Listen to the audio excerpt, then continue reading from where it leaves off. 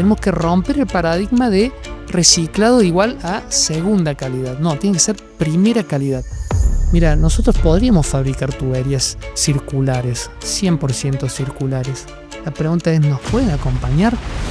El secretario de Economía Circular acá de la provincia siempre dice que la economía circular se forma por dos palabras, por economía y por circular. Entiéndase que si no hay economía no hay circularidad. No. De por sí la industria plástica es extremadamente circular. Casi todas las industrias, casi todos los productos que se hacen con plástico reutilizan su propio scrap. Por cada kilo de producto final, 4 de dióxido de carbono. Sin embargo, cuando se usa reciclado, se emite 1,5. A veces puede costar un peso más la circularidad del material y un uso de reciclado. Pero vos, ¿qué elegís de dejarle a tus hijos? ¿Qué mundo querés dejarle a tus hijos?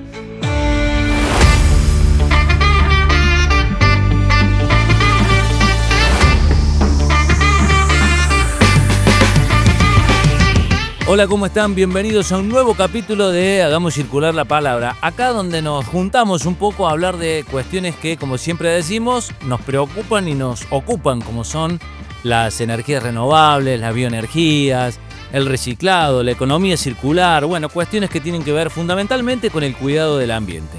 Hoy vamos a recibir a Marcelo Martínez, titular de dos empresas, por un lado el grupo Ingemar y por otro lado Tuico. Y también relación con el producto plástico, pero vamos a conocer más detalles escuchándolo a nuestro protagonista de hoy, Marcelo Martínez. Conoce a Marcelo Martínez, contador público con MBA y socio de Ingemar. Cuando le preguntan a qué se dedica, responde: suerte, cuando la preparación se encuentra con la oportunidad. Amante de andar en moto y nadar. Recomienda que nunca coma solo. En Ingemar, lideran la sustentabilidad innovando con procesos más limpios y responsables.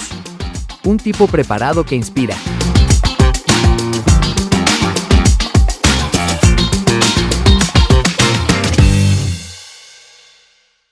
Marcelo, ¿cómo estás? Bienvenido. Hola, ¿cómo estás? Gracias por la invitación. Alfredo. No, a vos por tomarte el tiempo de venir a charlar con nosotros estas cuestiones.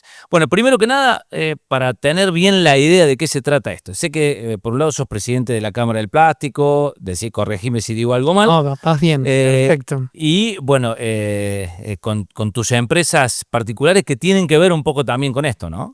Tal cual. Nosotros en realidad en Ingemar hace 26 años tiene la empresa. Estamos vinculados a lo que es infraestructura urbana, que son redes de agua potable, redes de gas, alumbrado público, y luego nos fuimos integrando en el tiempo, en estos 26 años de empresa, y creamos dos empresas más, una que se llama Tuico, que los comercializábamos estos productos, las tuberías, mayormente en Ingemar, y luego las empezamos a fabricar. Entonces ya hay como industrial plástico, porque hacemos tuberías plásticas. Y luego tenemos una tercera empresa que es MaxiLED, que hacemos todo lo que es alumbrado público.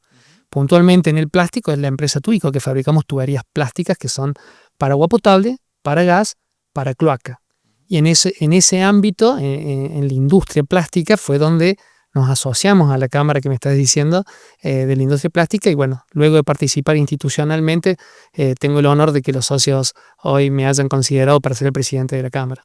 Bien, y en todo este panorama, este contexto de las empresas que te tocan conducir y demás, ¿qué papel juega la sustentabilidad en todo esto? Pues sabes que empezamos a tomarlo con mucha seriedad y empaparnos del tema en una cumbre mundial de economía circular que hizo la municipalidad de acá. No recuerdo si fue la primera o la segunda.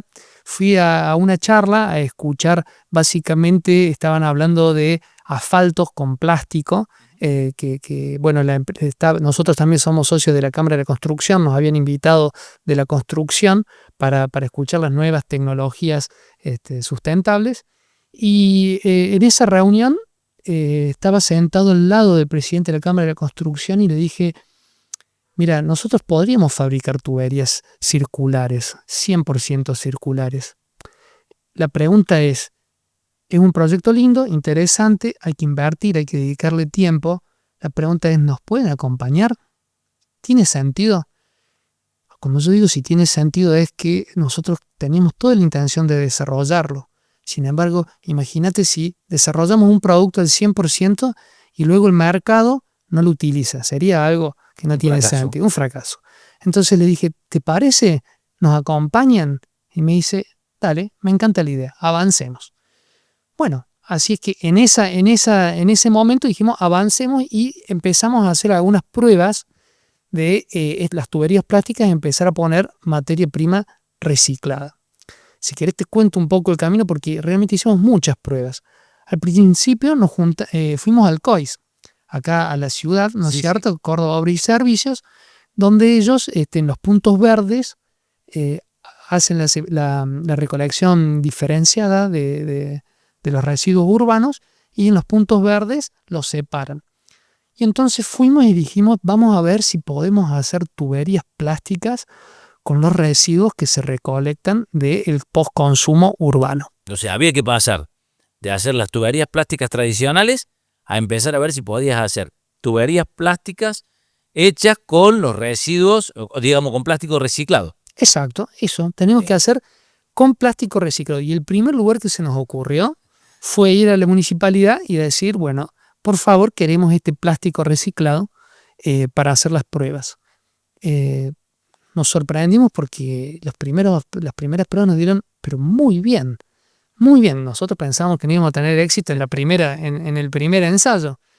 Así que hicimos uno segundo y un tercero. Ya en el tercero empezamos a encontrar algunas cuestiones técnicas a mejorar y decidimos hacer otras pruebas, no tanto con el postconsumo urbano, sino que decidimos migrar con el scrap industrial, que es básicamente los productos no conformes de otras industrias, reciclar esos productos no conformes. También hicimos pruebas con los productos no conformes, nos dieron, son mucho más homogéneos que un post-consumo urbano, entonces tuvimos resultados mucho más homogéneos, muy parejos los productos que hacíamos con el scrap industrial. Te Sin freno embargo, un minuto ahí, Marcelo, sí, porque quiero preguntarte algo. dale. Antes que me termines de contar cómo se desarrolló el resto de la historia. Cuando vos escuchas la charla, comentas la idea, te dicen, bueno, vamos. La decisión de ir por ese camino, digo, porque vos estabas con tu empresa, me supongo que habrás estado tener una cosa, digamos, medianamente automatizada. No te digo cómoda, porque los empresarios nunca están cómodos, pero sí que vos tenés una habitualidad, digamos, de hacer las cosas. ¿Por qué se te prendió la lamparita o por qué de golpe te surge el interés de decir, che, ¿y si vamos por este camino? En ese momento se empezaba a hablar de las huellas de carbono de las obras públicas.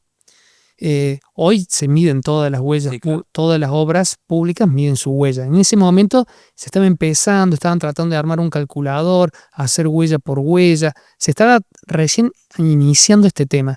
Y nosotros, al ser parte de estas obras públicas, nuestros productos forman parte de la obra pública, dijimos, bueno, nos interesemos en esto y por eso empezamos a prestar mucha atención.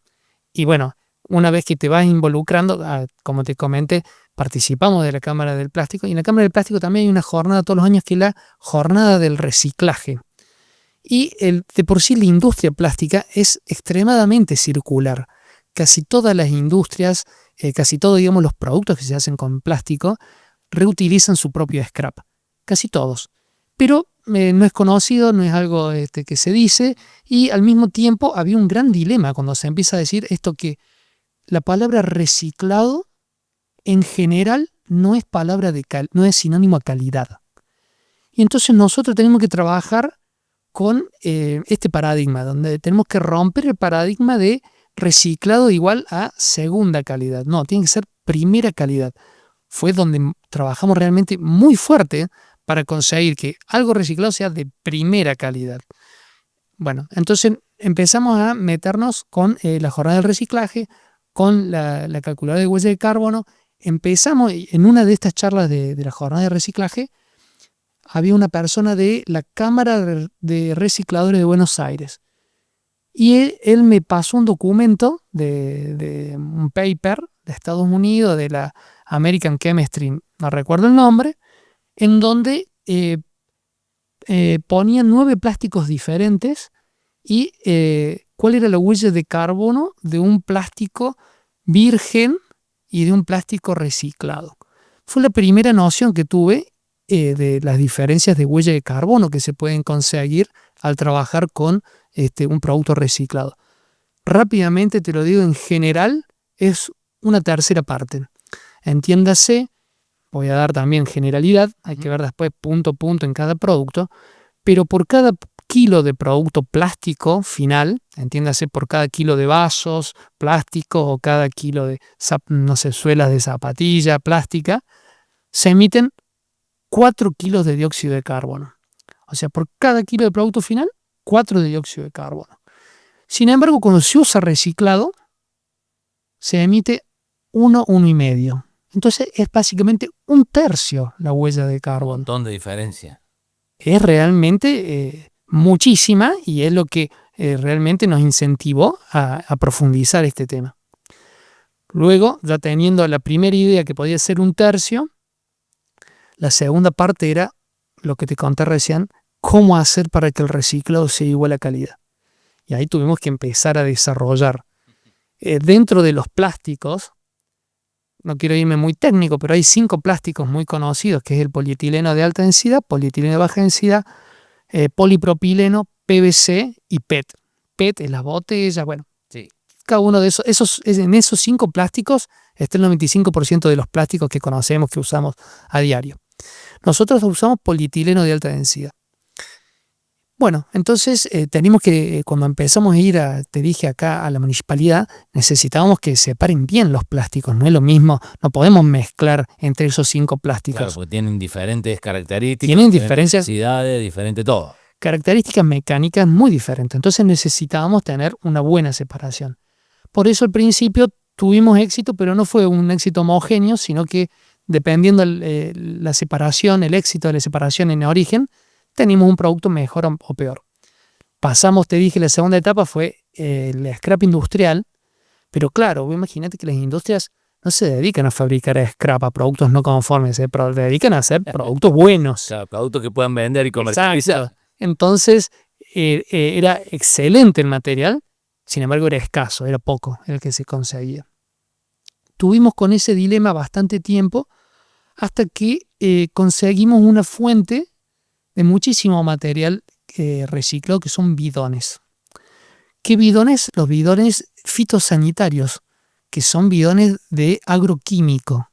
Por cada campaña se usan bidones de agroquímico en el campo, fertilizantes o herbicidas mayormente, y van todos en tarros en bidones de 20 litros. Bueno, sin embargo, cuando se recicla ese plástico hay que hacerlo correctamente, ya que tiene muchos químicos que pueden ser nocivos al contacto o al consumo humano.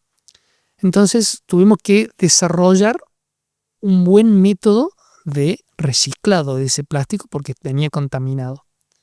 Algo que ustedes todavía no habían hecho nunca. No. Era toda innovación esto.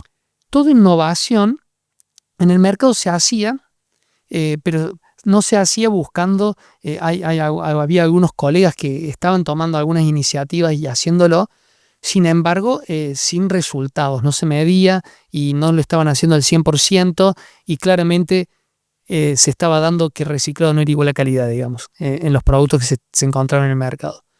Bueno, hay una asociación civil o ONG, quizá lo dije mal, no sé cuál de las dos es, que es Campo Limpio, que se encarga como responsabilidad extendida del productor del agroquímico. Parte de esa responsabilidad es recuperar los envases. Entonces Campo Limpio pone lugares donde se devuelven los envases, los bidones. Y esos lugares tienen que tener condiciones especiales, por ejemplo, impermeabilizar los suelos para que todos los líquidos no contaminen las napas. Entonces, bueno, se consiguió a través de Campo Limpio que ellos conseguían los bidones. Luego había que esos bidones reciclarlos, y la magia del reciclado de esto es el lavado que se le haga a la materia prima, a los bidones ya molidos. ¿Por qué? Porque por lo menos necesitan alrededor de unos 3 lavados para que se quite todos los químicos nocivos. Y bueno, luego de esos 3 lavados, ¿qué se hace con ese agua? Porque el agua, ¿no es cierto?, está contaminada luego. Bueno, entonces hay que hacer el tratamiento del agua con el cual se lavó y básicamente luego quizás quedan barros, ¿no es cierto?, de la separación en el agua quedan barros de contaminados y hay que hacer una disposición final de esos barros. Entonces, Bueno, te estoy contando un poco todo lo que se fue desarrollando. Y luego, este proceso de molida y lavado no lo hacemos en nuestra planta. Lo compramos de otros colegas plastiqueros, digamos, los que se dedican a al reciclado. Entonces fuimos a ellos y decimos, bueno, ok, ya lo hiciste, ya lo lavaste, ya hiciste la disposición de barros, tratás el agua, lo tenés en forma correcta, sí, bueno, listo. Ahora el producto que yo necesito tiene estas especificaciones técnicas. Básicamente son fluencias y índice, o sea, el índice de fluencia es básicamente la velocidad en que se derriten los plásticos y la densidad del material. Bueno, ¿cómo se mide eso? Bueno, hace falta laboratorios. Bueno, entonces nosotros conseguimos nuestros laboratorios, nuestros proveedores también tuvieron que desarrollar sus laboratorios. Y ya con todo esto consolidado, empezamos a tener un producto donde el producto reciclado es igual a calidad. Claramente todavía hay ciertas limitaciones en el uso, ya que como dije que el material es 100% reciclado el producto, pero el principal uso es para pasar cables o para llevar cloacas. Para agua potable todavía no, porque por más que se haga 3 o 4 lavados, quedan todavía algunos residuos de los químicos. De la contaminación que tienen. Digamos. Claro. Sin embargo, bueno, hicimos todo esto y después dijimos, bueno, ¿y ahora qué hacemos con todo esto? Bueno, ahora midamos. Nos habíamos anticipado con un paper de que podía ser 1/3 la huella. Bueno, entonces hicimos mediciones de esto. También contratamos a la gente del INTI que nos colaboró con esto y se hizo mediciones. Y la medición claramente dio lo que tenía que dar, que era 1/3 de la huella de hacerlo en forma convencional. Entonces, hoy las tuberías de línea reciclo para cloaca o para el transporte de cables es básicamente 1/3 emite 1/3 menos. O sea, un producto sustentable. Es un producto más verde que muchos otros, ¿sí? Para que tengan una idea, no sé, el año pasado desplazamos, o sea, dejamos de emitir en este producto alrededor de 300 toneladas de dióxido de carbono. Para que 300 toneladas son 300.000 kilos, ¿no es cierto? De dióxido de carbono. Para que tengan una idea, si yo te pregunto, Alfredo, ¿cuánto dióxido de carbono emitís vos en un día? ¿Lo tenés claro? ¿Cuánto se emite? La verdad que no. Bueno, una persona, por sus actividades fisiológicas, entiéndase por respirar, comer, hacer las cosas fisiológicas de un humano, emite 1 kilo de dióxido de carbono. Y por las otras actividades, emite 19 kilos de dióxido de carbono. Entiéndase que nuestras decisiones, cada una de ellas, entiéndase el transporte, la ropa, el agua, el cocinar, todas las actividades del día a día, van teniendo su emisión aparejada, ¿sí? Y entonces, si te acabo de contar un solo kilo por nuestra parte funcional, 19 por nuestras decisiones. Entonces realmente es importante cada vez que uno toma una decisión que sea sustentable, porque por ahí muchas veces dicen, no, todas estas cosas de la sustentabilidad, del dióxido de carbono, se lo dejamos a las empresas que hagan productos más verdes. Sin embargo, luego el que toma la decisión en el día a día tiene que elegir el producto verde. Tiene que elegir el producto verde, pero además me quedo con esto que decías. O sea, cualquier decisión que vos hagas, si por ejemplo, en el tema energético, la energía más limpia es la que no consumís.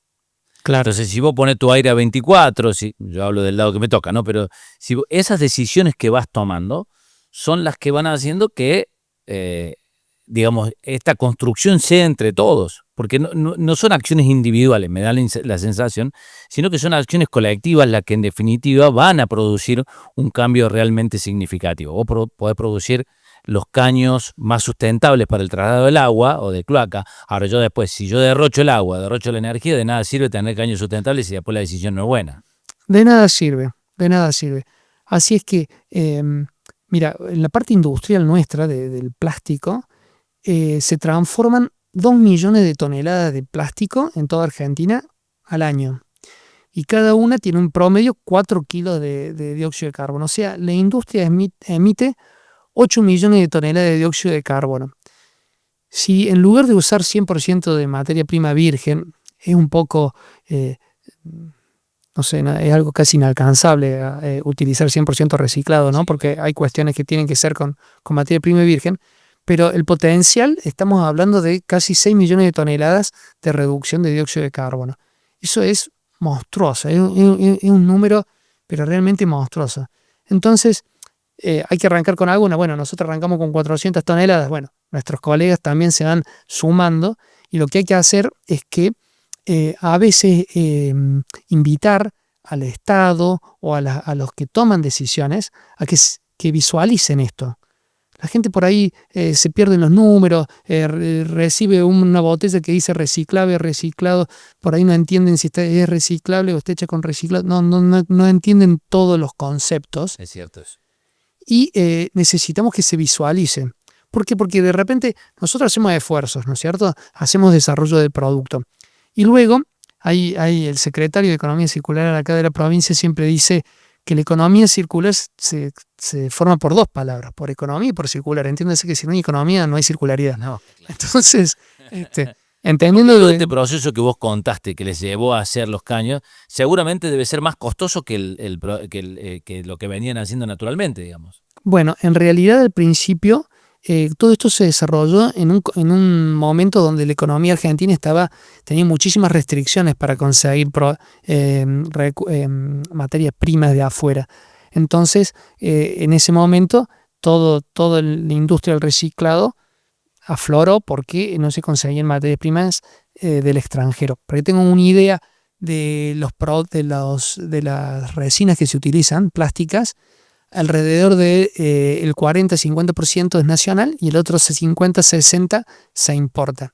Es más, la huella de estos productos, que yo te digo 4 kilos por cada kilo de producto final, gran parte, 1,5 kilos, 2 kilos, está en la extracción, porque todo esto son derivados del petróleo y del gas, los plásticos. Entonces, la mayor huella es en la extracción, entiéndase, los pozos petroleros, hacer el pozo, perforarlo, poner agua, sacarlo, llevarlo hasta una petroquímica, que la petroquímica lo transforme y luego trasladarlo. Nosotros con muchos de los productos lo traemos de los Emiratos Árabes, entonces eso hay que traerlo por barcos, camiones. Bueno, las emisiones de dióxido de transporte y de exploración son altísimas. Mientras que nosotros acá, para conseguir un producto reciclado, estamos hablando de que en los campos de los 100 kilómetros a la redonda conseguimos la producción de todo el año. Entonces, un flete de 100 kilómetros de nuestra planta versus miles de kilómetros de los Emiratos Árabes, más toda la energía que se invirtió para extraer el petróleo y el gas. Marcelo, ¿hay un efecto contagio? Mira, particularmente en el rubro de ustedes, digo, ¿no? sí, vuelvo a decir, la gente se va contagiando. Sin embargo, esto de economía circular, ¿no es cierto? La economía tiene que estar presente, es negocio. Al mismo tiempo te cuento que todos aquellos que empezamos a entender lo verde, empezamos a medir las huellas de todo, porque se empezaba a medir huellas de todo, la huella de la energía, la huella del transporte, y cada vez te vas mejorando, ¿no? Pero una vez que te convertiste no volvés atrás, no volvés a no prestarle atención a esto. Y sí se va contagiando. Sin embargo, hubo un gran avance del sector en la época esta que hubo mucha restricción para conseguir materiales. Sin embargo, ahora con una gran apertura, y no hay una decisión, o sea, cuando yo digo que hay que visualizarlo, cuando yo te digo, este vaso cuesta $1 hecho con resina virgen y este otro cuesta $1 con resina reciclada, y si no visualizas que la opción ecológica o sustentable es el segundo vaso, la gente no la entiende y a veces no lo toma, ¿sí? Y aparte está este prejuicio de que a veces el reciclado no es sinónimo de calidad, ¿sí? Que en el desarrollo de estos años de restricción el mercado creció muchísimo. Yo hablé de laboratorios, hablé de pruebas, sí, claro. Hablé de un montón de cosas que se han conseguido y hoy si no se alcanza, si no lo visualizan, se pierde. Y se pierde la parte de la economía, ¿no? Que te dije que en la circularidad es la parte más es parte importante para que esto tenga continuidad. Mirá vos cómo en la vuelta circular también se generó trabajo, se generaron nuevas oportunidades, porque vos me hablas de laboratorio. Bueno, para esos laboratorios necesitas profesionales, esos profesionales seguramente salen de nuestra universidad. Es decir, también es Nosotros una tenemos cuestión dos circular. ingenieros químicos en el laboratorio y nuestros proveedores también tienen dos ingenieros químicos en el laboratorio haciendo estos ensayos de calidad. De por sí ya parte de esos ingenieros los teníamos haciendo controles de calidad, pero sí, se sumó gente de calidad en forma permanente y sobre todo en todo el proceso, ¿no es cierto? Que te estoy contando se generó muchísimo trabajo, muchísimo trabajo. ¿Cómo estamos respecto del mundo, Marcelo? Mira, Particularmente en tu métier, ¿no? en algunos otros lados, hoy, por ejemplo, o en algún momento, en Argentina se toma todo esto de la circularidad como una zanahoria. Generalmente te dan algún preferencial, entienden de que te pueden dar alguna ventaja. En Europa es obligatorio. O sea, ya maduró la etapa y si no tenés un 30 o un 40% de reciclado en el producto, no avanzan, no es un producto elegible. Espero que, o sea, yo creo que la madurez del mercado nuestro está en ese punto donde necesita dejar de ser una zanahoria para ser obligatorio. ¿Sí? Yo creo que ya está la madurez para que suceda, digamos. Qué bueno eso, qué bueno que... Porque además hay una cuestión que también decías en algún momento, ¿no? Nosotros acá, en ese mismo sillón, está la parte académica, está la parte pública y está la parte privada. Porque el trabajo siempre es conjunto, de todos los estamentos, de las distintas aristas, en pos de un solo objetivo, porque todo lo que queremos es un futuro para nuestras futuras generaciones con un mundo donde puedan definitivamente poder habitar, ¿no? Sí, claro. Y volviendo, me quedé pensando en esto de cómo estamos con el mundo y muchos de los socios de la Cámara del Plástico están exportando sus productos y para exportar ya les exigen ese porcentaje de reciclado dentro de sus productos. Así que es interesante. Y vos sabés que en un momento, en una charla con el ministro de Infraestructura, me dijo, de repente vos tenés que elegir para darle a tus hijos la leche al pie de la vaca o una leche pasteurizada. ¿Cuál le das? Y bueno, claramente uno se preocupa por la salud y dice, no, vamos con una leche pasteurizada. ¿Pero por qué? Si es más cara. Y decir, bueno. Entonces, en este concepto lo tenemos que traspolar a la industria, en donde a veces puede costar un peso más la circularidad del material y un uso de reciclado. Pero vos, ¿qué elegís de dejarle a tus hijos? ¿Qué mundo querés dejarle a tus hijos? Entiéndase de que esto del dióxido de carbono contribuye en forma permanente al calentamiento global. Y bueno, el calentamiento global, nosotros estamos en una zona árida o semiárida, donde, bueno, en 20, 30 años, con 1 o 2 grados más de temperatura, va a contribuir a que sea más árida. Hoy tenemos campos muy verdes, probablemente en 30 años no lo tengamos tanto. Y bueno, es todo esto de lo que estamos hablando, ¿no es cierto? Es inevitable, va a suceder y tenemos que aportar. Hiciste el cierre perfecto de la entrevista, ¿no? Esto de preguntarnos qué mundo queremos dejar. Esta es la base, digamos, me parece que por ahí va la cuestión.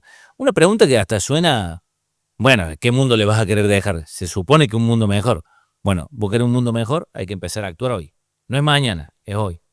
Sí, y bueno, vos sabés que hay un libro que se llama Lo pequeño es... Se me fue, pero creo que Lo pequeño es hermoso, creo que es el libro, que lo escribe un economista inglés. Y en la primera parte habla de ecología, la palabra era ecología, que se usaba en aquel momento hace como 50, 60 años, y habla de la matriz energética mundial. Y mayormente la matriz energética se genera la energía a partir de los fósiles, Sí. de la parte fósil. Y apenas leo eso, veo, el libro había sido escrito hace 50 años, digo, a ver, saco el celular, googleo, ¿cómo es la matriz energética actual? Bueno, no cambió nada, sigue siendo fósil y seguimos contaminando, seguimos emitiendo dióxido de carbono y bueno, El cambio es lento. el cambio es Es lento, pero inevitable, pero estamos inevitable. Lo vamos a tener que hacer. Marcelo, gracias. Gracias a ustedes. Gracias por el tiempo. No, muchas Sé que, todos ustedes con sus empresas y demás andan siempre con muchísimo vértigo en las actividades, así que gracias por tomarte el tiempo para venir a charlar con nosotros. Bueno, muchas gracias. Hasta. Marcelo Martínez, el titular de Ingemar, de Teico, de empresas que en Córdoba entraron en el cambio y que hoy forman parte del ecosistema de pensar un mundo más sustentable. Estas cosas que nos interesan hablar acá en Hagamos Circular la Palabra. Los esperamos en la próxima. Que anden bien.